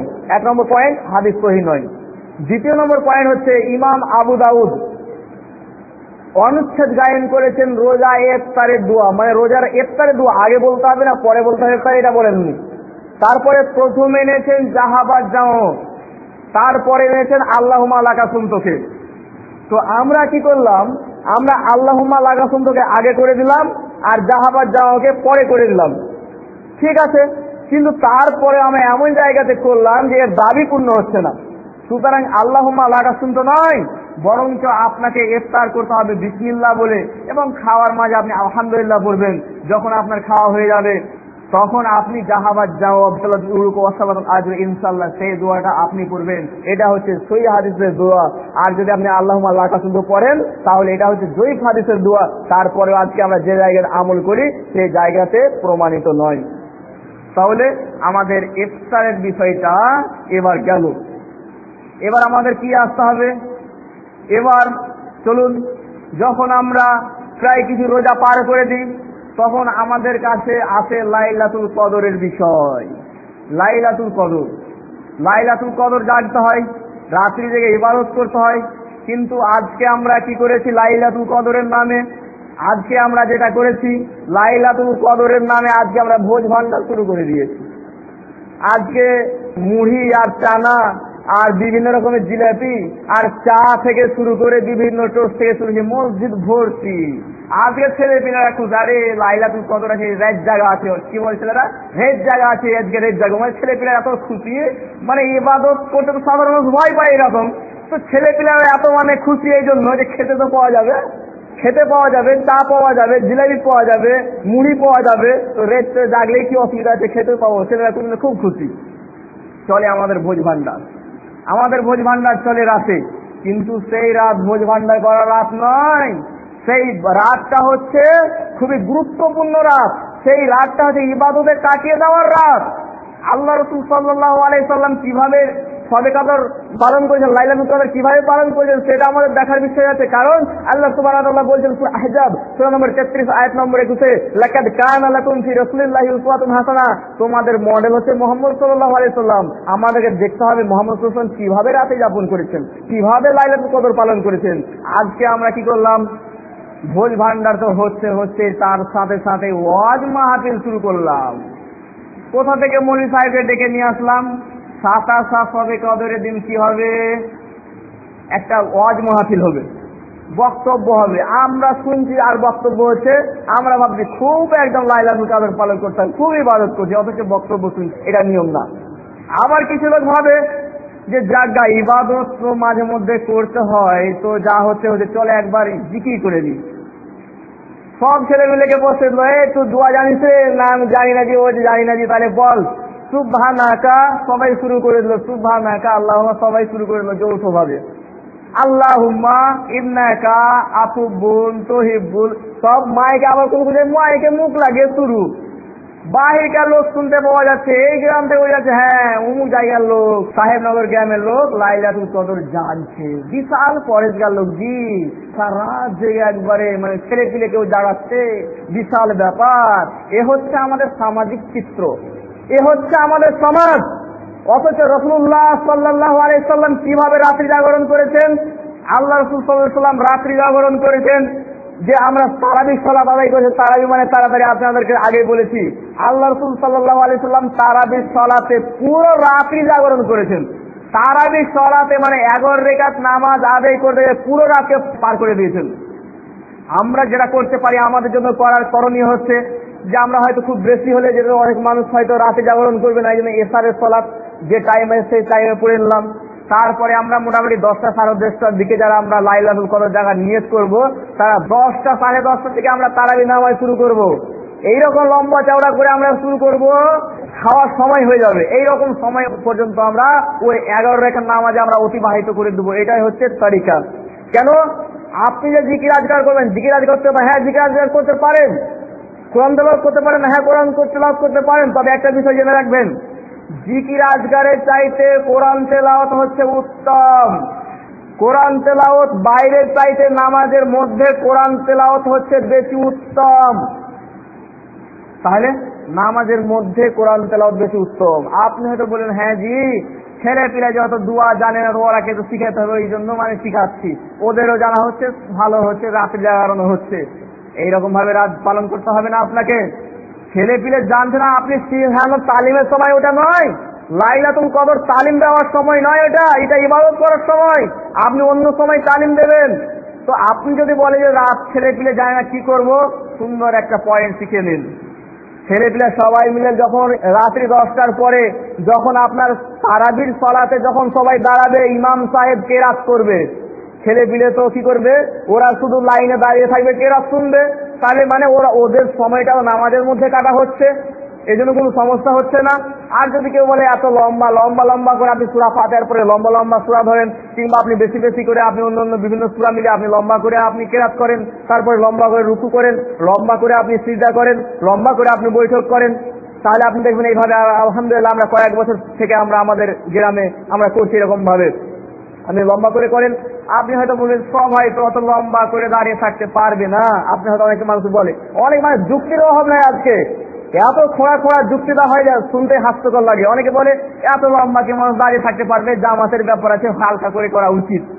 আরে যার ক্ষমতা নেই দাঁড়িয়ে থাকে, সে বসে বসে ইমামের ইক্তিদা করবে, সে বসে বসে কোরআন তেলাওয়াত শুনবে, তারপরে সে রুকু সিজদা করবে, তাতে সমস্যা কি আছে? তারপরেও কিন্তু বাহিরে কোরআন তেলাওয়াতের চাইতে নামাজের মধ্যে কোরআন তেলাওয়াত করা উত্তম। সুতরাং এইভাবে যদি আমরা লাইলাতুল কদরটা যদি পালন করি তাহলে কত সুন্দরভাবে হাজার মাস অপেক্ষা উত্তম, মানে হাজার মাস ধরে আমরা রাত্রি জাগরণ করে শুধু নামাজই পড়ে যাচ্ছি আর নামাজ যে শ্রেষ্ঠ ইবাদত। বন্ধু, আজকে এ হচ্ছে আমাদের সমাজের মানচিত্র। সহিহ সুন্নাহ বাদ দিয়ে আমরা আমাদের তৈরি করা ইচ্ছা মতো আজকে আমরা লাইলাতুল কদর ইবাদত করছি, যেটা বড় ইবাদত নয়। তারপরে লাইলাতুল কদরের হিসাব তো হয়ে গেল, এবার আসবে কি? এবার শেষের পথে এবার আসবে ক্ষেত্রার বিষয়। ক্ষেত্রা আসার আগেই আল্লাহ রাসূল সাল্লাল্লাহু আলাইহি সাল্লাম নির্ধারণ করে দিয়েছেন 1400 বছর আগে কতটা ক্ষেত্রা লাগবে, কত কিলো ক্ষেত্রা লাগবে। আল্লাহ রাসূল সাল্লাল্লাহু আলাইহি সাল্লাম 1400 বছর আগে নির্ধারণ করে দিয়েছেন। কিন্তু আমরা কি করলাম? আমরা বলছি না না না, চলবে না, নতুন ভাবে একটা আইন তৈরি কর। আজকে আমরা ভোট দিয়ে এমএলএ এমপি তৈরি করছে, এরা কি করছে? মানে আইন তৈরি করছে। আমরা অনেকে বলছি হ্যাঁ এমএলএ এমপি আইন তৈরি করছে, ভোট দেওয়া যাবে না ওদেরকে। কাকে ভোট দিবেন? মুলি সাহেবকে ভোট দিবেন? আপনার গ্রামের মল সর্দারকে ভোট দিবেন? তো মল সর্দার যে ইসলামের আইনের বিপক্ষে আইন তৈরি করছে, কিভাবে? ওই তো যখন 10 দিন বাকি থাকছে, আপনার গ্রামের মল সর্দার থেকে শুরু করে কিছু মৌলবীদেরকে সাথে নিয়ে আর কিছু বিভিন্ন ঈদগাহ কমিটিকে নিয়ে এরা একটা গোল টেবিলে বসছে, একটা আইন তৈরি করার কারখানায় বসছে, পার্লামেন্টে বসছে। কি? আল্লাহর আইনের বিরুদ্ধে আইন তৈরি করতে হবে। কি? আল্লাহ রাসূল সাল্লাল্লাহু আলাইহি সাল্লাম 1400 বছর আগে বলে দিয়ে গেছেন ক্ষেত্রা কতটা লাগবে, তার পরিমাণ কত হবে। আজকে আমরা কি করলাম? যে তাই একটা আইন তৈরি করলাম যে 50 টাকা করে ক্ষেত্রা দিতে হবে, 60 টাকা করে ক্ষেত্রা দিতে হবে, 40 টাকা করে ক্ষেত্রা দিতে হবে। একটা আইন তৈরি করে একটা গোল টেবিল তৈরি করলাম। আপনি জানেন এই আইন আপনি কিভাবে তৈরি করলেন? অথচ আল্লাহ রাসূল সাল্লাল্লাহু আলাইহি সাল্লামের যুগে দিনার দিরহাম ছিল, টাকা পয়সা ছিল, তারপরেও আল্লাহ রাসূল সাল্লাল্লাহু আলাইহি সাল্লামের যুগে কোনো ব্যক্তি না টাকা পয়সা দিয়েছে, না আল্লাহ রাসূল সাল্লাল্লাহু আলাইহি সাল্লাম দিয়েছেন, না কেউ দিয়েছেন, তা আল্লাহ রাসূলের সম্মতি ছিল, কোনোদিন ছিল না। অথচ আজকে আমরা কি করলাম? আজকে আমরা টাকা পয়সার ক্ষেত্রা চালু করলাম। টাকা পয়সার ক্ষেত্রা চালু করলে কি লস হলো আর কি লাভ হলো এবার আপনাদেরকে দেখাচ্ছি। সাধারণভাবে আমরা সাধারণ মানুষ যারা হয়তো গরিব শ্রেণীর মানুষ আছি, আমরা মনে করি যে যদি আমাকে 2.5 কিলো মানে একটা মানে 2.5 কিলো মোটামুটি 2.5 কিলো যদি চাল লাগে তাহলে তো অনেক খরচের ব্যাপার। একটা গরিব মানুষ আছে, জাগা আমাদের মল সর্দার, আমাদের ঈদগাহ কমিটি আমাদের মধ্যে খুব ভালো মানুষ। কি করেছে এরা আমাদের ফিতরার টাকাটা কম করে করেছে, গরিব মানুষের উপকার করেছে। কি বলছে? এই লোকগুলো গরিব মানুষ, এরা অত বেশি মাথা ঘামায় না, শুধু খাটে আর খায়, কোন রকম ভাবে সংসার চলে, কষ্ট করেই সংসার চলে। এরা আবার ফিতরা খেয়ে বাঁচে, অনেকে জাকাত খেয়ে বাঁচে। তো এরা কি ভাবলো, জাগা ভালোই হয়েছে, 50 টাকা করে এবার ফিতরা হয়েছে, এবার ভালো হয়েছে, আমার পরিবারের ছেলে পিলে বেশি, আমার জন্য ভালো হয়েছে, মানে আমাদের উপকার করেছে। গরিব লোকের ভাবছে কি করছে? উপকার করেছে। আপনি জানেন এই গরিব লোকটা সে অতটা না বুঝার কারণে উপকার ভাবছে, কিন্তু আপনাকে আমি হিসাব দিচ্ছি এরা উপকার করেছে নাকি ক্ষতি করেছে। এরা উপকার বড় লোকদের উপকার করেছে, ধনীদের উপকার করেছে, সম্পদশালীদের উপকার করেছে, গরিব লোকের উপকার করেনি, বরঞ্চ গরিব লোকদের টুঁটি ধরে মেরেছে এরা। আপনি বলবেন আপনি খুব বাড়াবাড়ি কথা বলছেন, আপনি স্বাধীনতা পেয়ে নিয়েছেন মানে বক্তব্য দেওয়ার মানে এইরকম না, মানে আপনি যা ইচ্ছা তাই বলে যাবেন, এমনটি বিষয় আমি কখনোই বলিনি। আমি আপনাদেরকে যুক্তি দিয়ে বোঝাতে পারছি কিনা এটা একটা বিষয় আছে, না হলে আপনারা প্রশ্ন করবেন। বন্ধু, পরশু রাত্রে ছিলাম আপনার পাকুড় জেলার কি একটা জায়গা, ওই আপনার চন্দ্রপাড়ার ওই সাইডে, সেই জায়গাতে আমি প্রোগ্রাম করতে গেলাম। সেখানে নির্ধারণ হয়েছে 50 টাকা ক্ষেত্রা। সেখানে নির্ধারণ হয়েছে 50 টাকা ক্ষেত্রা। অনেক কোয়ালিটির মানুষ আছে, প্রথম কথা হচ্ছে এতে ক্ষতি কি হচ্ছে? এতে একটা আইন তৈরি করতে গিয়ে একটা নির্দিষ্ট দিন তৈরি করতে হচ্ছে, এবং সেখানে মরল সর্দারদেরকে নিয়ে, ঈদগাহ কমিটিকে নিয়ে, কিছু মৌলবি টলবিকে নিয়ে কি করলাম? একটা সময়কে নষ্ট করলাম, সেখানে একটা আল্লাহ আইনের বিরুদ্ধে আইন তৈরি করলাম। একরকম ক্ষতি। 2 নম্বর, গরিবদের ক্ষতি কি হচ্ছে? গরিবরা ভাবছে আমাদের খুব উপকার করছে, দেখাচ্ছি গরিবদের কি ক্ষতি হচ্ছে। এখানে অনেক ধরনের মানুষ থাকতে পারে একটা গ্রামে, কেউ এমন হতে পারে একবারে নিম্ন স্তরের লোক, কেউ মিডিল স্তরের লোক, আর কেউ উঁচু স্তরের লোক। যে নিম্ন স্তরের লোক সে হয়তো কন্ট্রোলে চাল কিনে খায়, যার দাম হচ্ছে 10 টাকা কিলো। 10 টাকা কিলো চাল কিনে খাচ্ছে কে? ওই নিম্ন স্তরের মানুষটা। আর ওই মিডিল সাধারণ ভাবে যে লোকটা জীবনযাপন করে সে কত টাকা কিলো চাল কিনে খাচ্ছে? যেটা 25 টাকা কিলো চাল, যেটা সাধারণ হয় মার্কেটে পাওয়া যাচ্ছে, শুনিরা না কি বলে, 25 টাকা কিলো চাল। আর যে উঁচু লেভেলের লোক, যে লাখপতি করোড়পতি, সে কোন চাল কিনে খাচ্ছে? সে বাসমতি চাল কিনে খাচ্ছে, সে মিনিকেট চাল কিনে খাচ্ছে, দামি চাল কিনে খাচ্ছে, যেটার রেট মোটামুটি 40-50 টাকা কেজি। বন্ধু, এবার আপনি দেখুন, একটা গরিব মানুষ, ইসলাম বলছে তাকে 2.5 কিলো চাল লাগবে। 2.5 কিলোর চাল, যেহেতু সে কন্ট্রোলে চাল কিনে খাচ্ছে, কত টাকা লাগবে তাকে? 2.5 কিলো দাম কত হচ্ছে? 25 টাকা। লাগছে কত তাকে? 50 টাকা। তাকে লাগা উচিত 25, লাগছে তাকে 50। কিন্তু ওই গরিব লোকরা বুঝতে পারে না, যার কারণে বলছে আমাদের মনসুবার খুব দয়ালু, খুব দয়ালু, খুব কমিয়েছে আমাদেরকে। কিন্তু তার কাছ থেকে আরো তার 20 ডবল টাকা তার কাছ থেকে নেওয়া হচ্ছে। তাহলে গরিবের ক্ষতি করলাম না লাভ করলাম? গরিবদের উল্টে আরো 20 চিপছি। 2, যারা মিডিয়াম শ্রেণীর মানুষ, তারা যারা 25 টাকা কিলো চাল খায়, 2.5 কিলো চালের দাম কত? 2.5 কিলো চালের দাম হচ্ছে 62.5 টাকা। 62.5 টাকা লাগছে, তাই কত? 50 টাকা। 12.5 টাকা সে বাঁচছে, মানে আধা কিলো চাল সে বাঁচছে। আমরা কি করলাম? ও তুমি মিডিয়াম শ্রেণীর মানুষ, তো তোমার মোটামুটি মাথায় তেল আছে। কথাই বলে না, তেল আলার মাথায় তেল ঢালে। তো মাথায় যেহেতু তোমার মোটামুটি তেল আছে, সেই জন্য তোমাকে অল্প কিছু ছাড় দেওয়া গেল। তোমাকে 5.5 টাকা লাগে, তুমি 50 টাকায় দাও, তুমি ওটা ছাড়। এবার উচ্চ শ্রেণীর লোক, যে কোটিপতি লাখপতি, যে বাসমতি চালের ভাত খায়, যে মিনিকেট চালের ভাত খায়, তাকে কত লাগা উচিত ছিল? যদি 50 টাকা কিলো চালের রেট হয়, 2.5 কিলোর চালের দাম কত? 125 টাকা। 125 টাকা যেখানে তাকে লাগতো, ও তোমার মাথায় অনেক তেল আছে, তুমি কোটিপতি না, ওই জন্য 125 লাগবে না, তোমার 50 টাকা দিলেই হবে। লাখপতি করোড়পতির কাছে কত করলাম? 50 টাকা নিচ্ছি, 75 টাকা তার কাছে বাদ দিয়ে দিচ্ছি। তাকে 75 টাকারও বেশি বাদ। তার কারণ তার মাথায় অনেক বেশি তেল আছে। আর মিডিয়াম শ্রেণীর লোকের কাছে কিছু কম বাদ, তার কাছে কম তেল আছে। আর গরিব শ্রেণীর লোকের কাছে তেলই নেই রে বাবা, এই জন্য তার গলাটাকে টিপো, আর তার কাছে কি করো? ডবল টাকা আদায় করো। যেখানে তাকে 25 টাকা লাও উচিত ছিল, সেখানে 50 টাকা লাও। এবার দেখুন, আপনারা ভাবুন যে এতে আমরা গরিবদেরকে শোষণ করছি কি করছি না? গরিবদের উপকারের নামে আজকে আমরা গরিবদেরকে শোষণ করছি। বরঞ্চ যারা গরিব তারাও ভাবছে যে আমাদের উপকার হয়েছে, কিন্তু ওটা তাদের ইল না থাকার কারণে, তাদের জ্ঞান না থাকার কারণে তারাও ভাবে উপকার করছে, কিন্তু আরো ক্ষতি করছে। আর একটা কি ক্ষতি হচ্ছে? এখানে তো আমরা গরিবদের কাছ থেকে টুপি মোচে নিলাম। এরপরে দেখুন, এরপরে যখন ফেতরা বন্টন হয়, ফেতরা হক তাদের, এ সম্পর্কে আল্লাহ রাসূল সাল্লাল্লাহু আলাইহি সাল্লাম বলছেন, উঠে দেখেন সহিহ আবু দাউদ হাদিস নাম্বার 1609, আল্লাহ রাসূল সাল্লাল্লাহু আলাইহি সাল্লাম বলছেন ফেতরা ফরজের উদ্দেশ্য সম্পর্কে বলছেন যে এটা রোজাদার যারা আছে, এই রোজাদারদের যে বিভিন্ন অশ্লীল বেহুদা কিছু কাজের কাফারা স্বরূপ। 1। 2 নম্বর হচ্ছে এটা মিসকিনদের আহার স্বরূপ, অর্থাৎ মিসকিনদের খাবার স্বরূপ এই যাকাতুল ফিতর, এই সদকাতুল ফিতর মুহাম্মদ সাল্লাল্লাহু আলাইহি ওয়াসাল্লাম ফরজ করেছেন। তাহলে এটা হক কাদের? এটা হচ্ছে অভাবগ্রস্তদের হক। আজকে আমরা কি করি? আজকে আমরা অভাবগ্রস্তদেরকে দিই না। আজকে আমরা তাদের কি করি যে অভাবগ্রস্ত না দিয়ে বিভিন্ন মাদ্রাসা থেকে শুরু করে বিভিন্ন অন্যান্য জায়গাতে আমরা পুরো ওই টাকাটা আমরা বন্টন করি। আর সামান্য কিছু মাত্র হয়তো 100 টাকা 50 টাকা করে আমরা গরিব মিসকিনকে দিই, তাও কখন? ঈদের পরে। অথচ এই যে প্রথমে যে আমরা টাকা পয়সার ফেতরা উঠাচ্ছি, এটাই তো ভুল নীতি।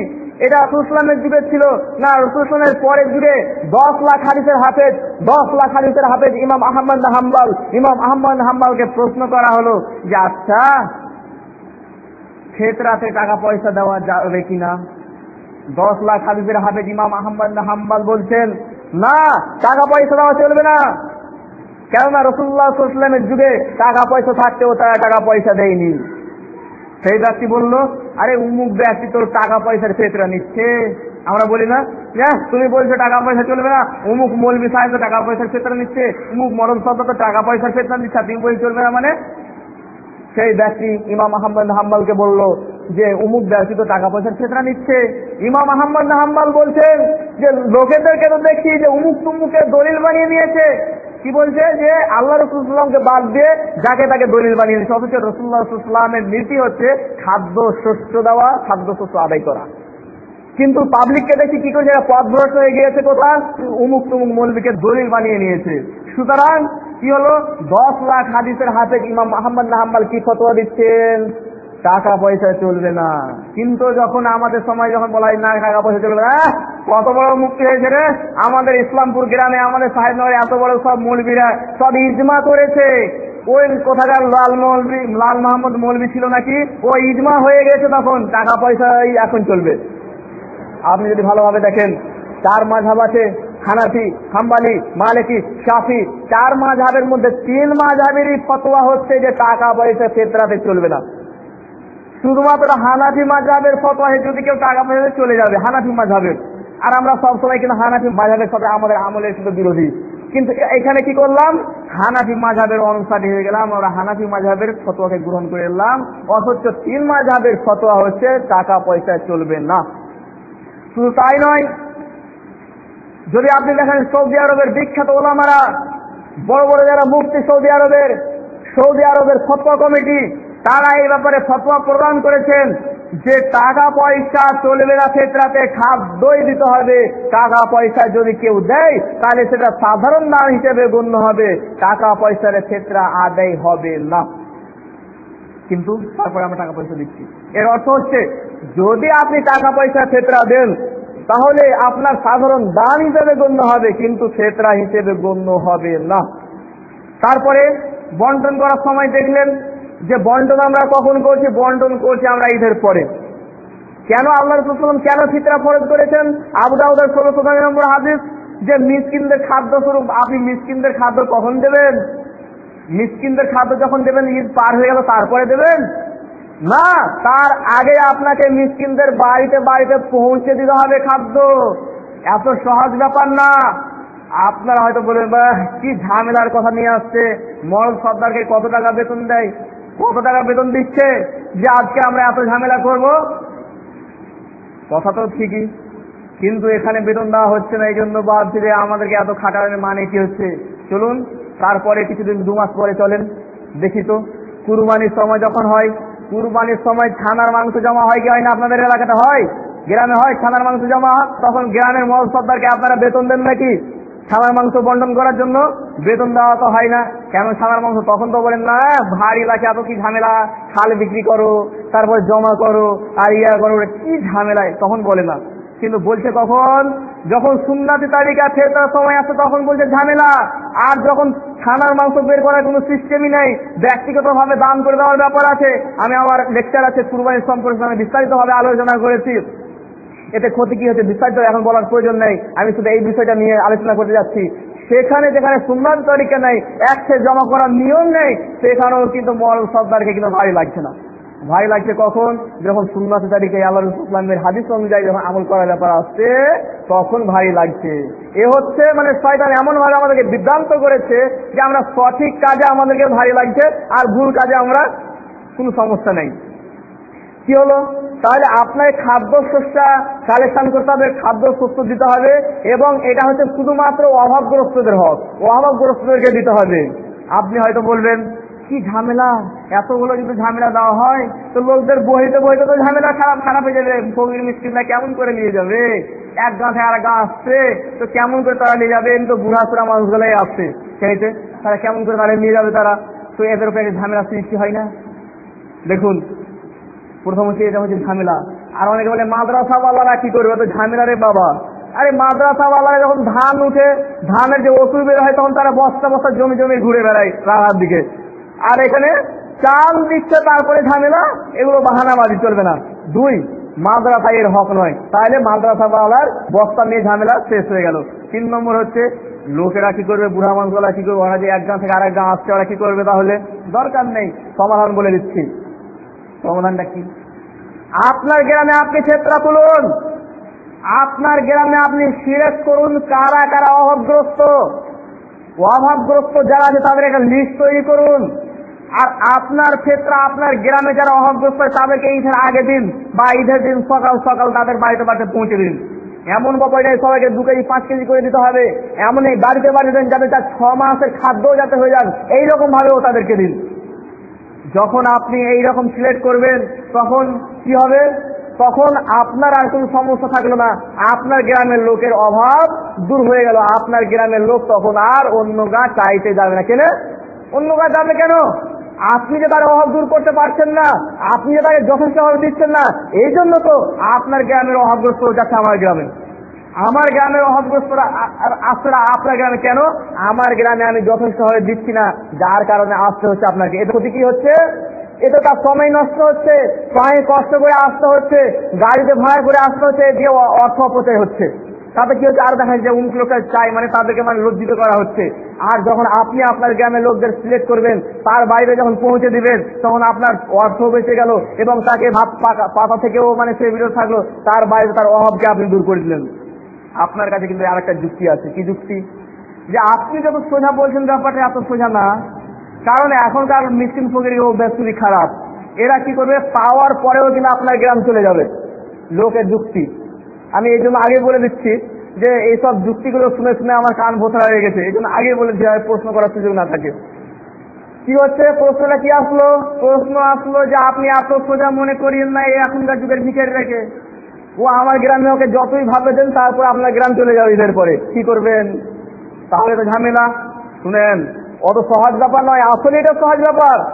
আপনি ভাবছেন অন্য গ্রামে চলে যাবেন, একটা আপনার যুক্তি দেখাচ্ছি।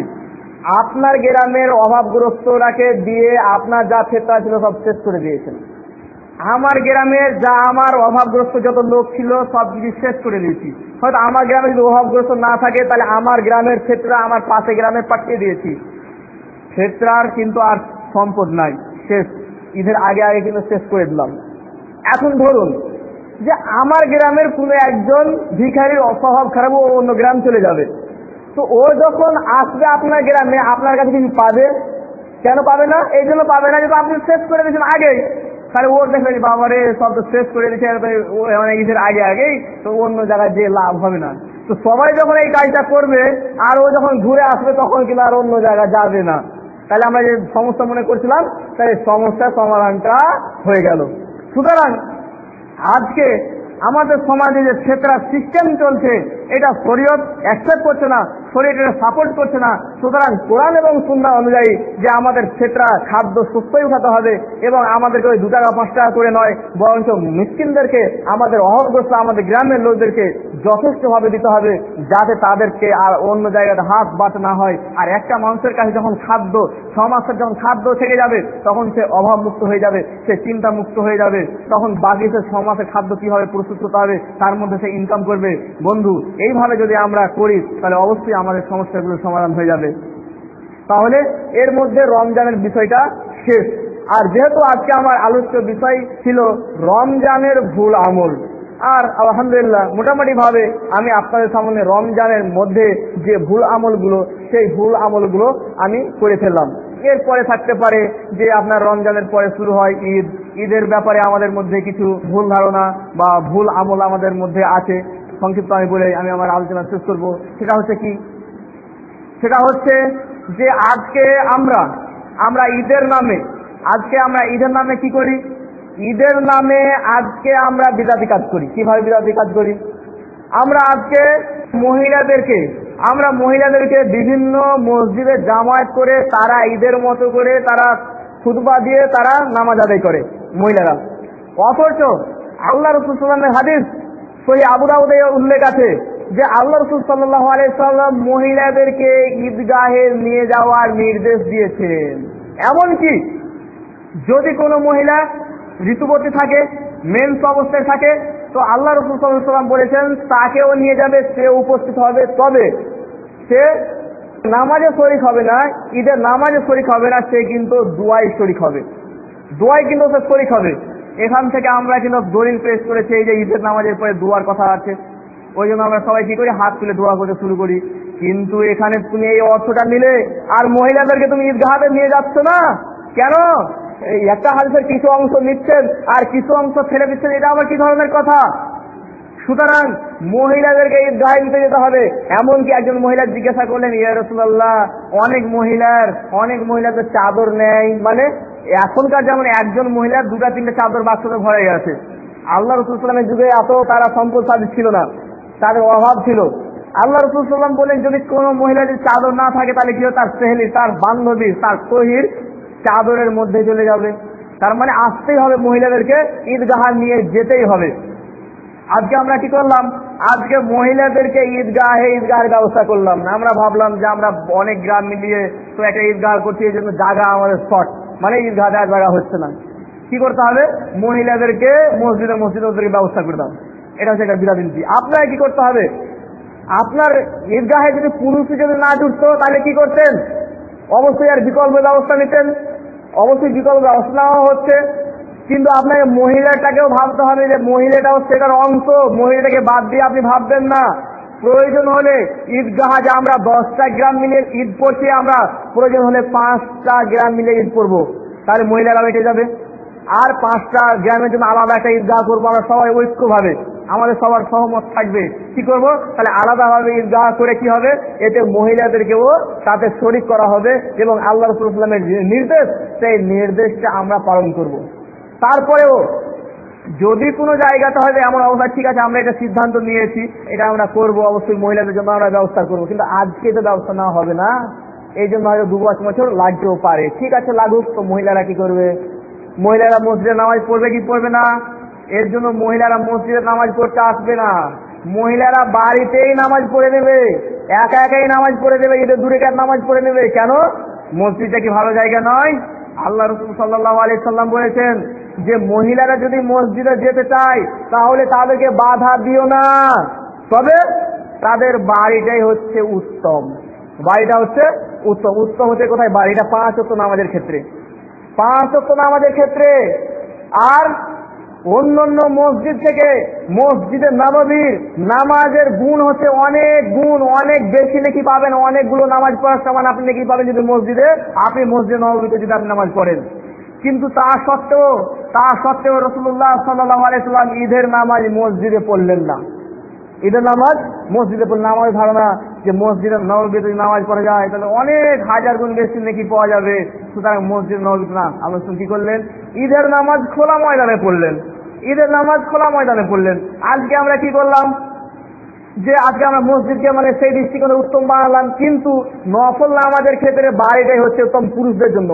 আল্লাহ রাসূল বলছেন তোমরা বাড়িকে কবরস্থান বানাইও না, তোমরা নফল সুন্নাত নামাজগুলো বেশি বেশি বাড়িতেই পড়ো। মসজিদে শুধু ফরজ নামাজ জামাতের সাথে পড়ো, আর নফল সুন্নাতগুলো কি করবে, বাড়িতে পড়বে। আল্লাহ রাসূল সাল্লাল্লাহু আলাইহি ওয়াসাল্লাম মসজিদ নববীতে বেশি নেকি হওয়া সত্ত্বেও মসজিদ নববীতে সুন্নাত নফলগুলো পড়তেন না। কোথায় পড়তেন, বাড়িতে পড়তেন। তাহলে বাড়িতে নামাজ পড়ার বেশি গুরুত্ব ফরজ বাদ দিয়ে। সুতরাং আজকে আমরা কি করলাম, আজকে আমরা মহিলাদেরকে মসজিদে পাঠিয়ে দিলাম, ঈদগাহের ব্যবস্থা করলাম না। কিন্তু প্রয়োজন অনুসারে যদি পড়তে হয় তাহলে বাড়িতে ওজোরের ক্ষেত্রে পড়তে পারি, সেটা আলাদা ব্যাপার, সাময়িক। এবার কি করলাম, আল্লাহ রাসূল সাল্লাল্লাহু আলাইহি সাল্লাম মসজিদ থাকা সত্ত্বেও মাঠে খোলা ময়দানে গেলেন, কোথায় কি করতে, নামাজ, ঈদের নামাজ পড়তে। আজকে আমরা কি করলাম, আজকে আমরা লোক বেশির নামে বা বিভিন্ন কিছুর নাম দিয়ে আজকে আমরা ঈদগাহকে তো আমরা ঘেরলাম, ঠিক আছে, প্রয়োজন আছে, যদি ঘেরার প্রয়োজনই পরে ঘেরলাম, ঠিক আছে, মেনে নিলাম তর্কের খাতিরে। আজকে আমরা কি করলাম, তৈরি করলাম মেহরাব ঈদগাহে। জেনে রাখবেন, ঈদগাহের মেহরাব তৈরি করা হচ্ছে বিদআত। ঈদগাহের মেহরাব তৈরি করা যাবে না, বরং সাধারণ সিম্পল থাকবে, খোলাই করে থাকবে। যদি দরকার হয় ঘেরতে পারেন, সেটা ভিন্ন ব্যাপার, এটা প্রয়োজনের ক্ষেত্রে মেহরাব করা যাবে না। 1। 2 নম্বর, আজকে আমাদের মগজে ঢুকেছে যে লোক যে বেশি হচ্ছে, জায়গাও তার সাইডে পাওয়া যাচ্ছে না, কি করতে হবে, বিল্ডিং তৈরি করো। বিল্ডিং করা আমাদের মগজে চলেছে, বিল্ডিং তৈরি করা। ঈদগাহতে বিল্ডিং তৈরি করতে হবে, নিচে তলায় 1 লোক, আরেক তলায় 1 লোক, আরেকটা 1 লোক। তাহলে কি হচ্ছে, আল্লাহ রাসূলের যে সুন্নাতের তালিকা খোলা ময়দানে, সেটা কিন্তু হচ্ছে না। আপনাকে দরকার নেই যে 10টা গ্রাম মিলে এক জায়গায় নামাজ পড়তে হবে, দরকার নেই। হ্যাঁ, জায়গা থাকলে পড়েন, ভালো, কোনো সমস্যা নেই। কিন্তু যদি জায়গা না থাকে তাহলে 5টা গ্রাম করে পড়ুক, আলাদা অন্য কোন জায়গায় ব্যবস্থা করা হোক। কিন্তু তাই বলে আপনি বিল্ডিং তৈরি করবেন, এটা শরীর অ্যাকসেপ্ট করে না। সুতরাং এই যে আমাদের ভুল, সামাজিক যে ভুলগুলো চলে আসছে, এই ভুলগুলো অবশ্যই, এর জন্য আমাদের বাঁচার জন্য আমাদের কি করতে হবে। 1 নম্বর পয়েন্ট, বাঁচার জন্য আমাদেরকে প্রথমে ইলম অর্জন করতে হবে, জ্ঞান অর্জন করতে হবে, কোরআন এবং সহিহ হাদিসের জ্ঞান অর্জন করতে হবে। জ্ঞান যতক্ষণ পর্যন্ত আমরা অর্জন না করতে পারবো তখন এগুলো খুব বিশাল, কি যে বললো এইসবগুলো মাথা তো মনে হয় খারাপ করলে এরকম মনে হবে।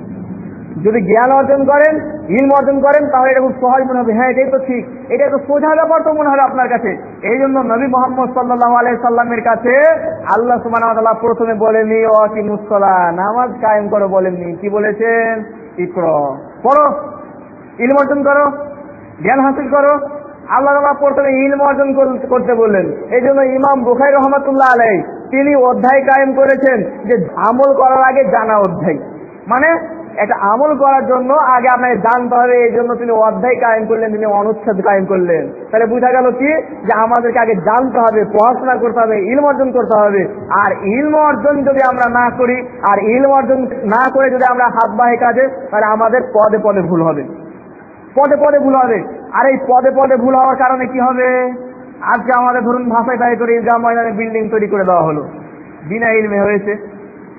আচ্ছা, এবার কি হলো, অন্য অন্য গ্রামের লোকেরা অনুসরণ করলো, আরে ভাষায় পাই করে তো এইরকম করেছে, বিল্ডিং করেছে, আমাদেরও তো এখানে অবস্থা খারাপ, তো কি করব, এখানেও বিল্ডিং তৈরি করো, তাহলে অনুসরণ করলো। পাপের অনুসরণ যারা করবে, পাপের অ্যাকাউন্টে কিন্তু, আপনার অ্যাকাউন্টে কিন্তু কিয়ামত পর্যন্ত কি হবে, পাপ পৌঁছতে পারবে। তার প্রমাণ হচ্ছে আদম আলাইহিস সালামের পুত্র হাবিল কাবিল যখন তারা তাদেরকে হত্যা করে, এক ভাই আরেক ভাইকে হত্যা করে, তখন আজকের দিনেও রাসূল সাল্লাল্লাহু আলাইহি ওয়াসাল্লাম বলছেন, কেউ যখন কাউকে হত্যা করে একটা পাপ কার অ্যাকাউন্টে যায়? কাবিলের অ্যাকাউন্টে যাচ্ছে। কেন? তারাই প্রথমে এটা তৈরি করেছিল।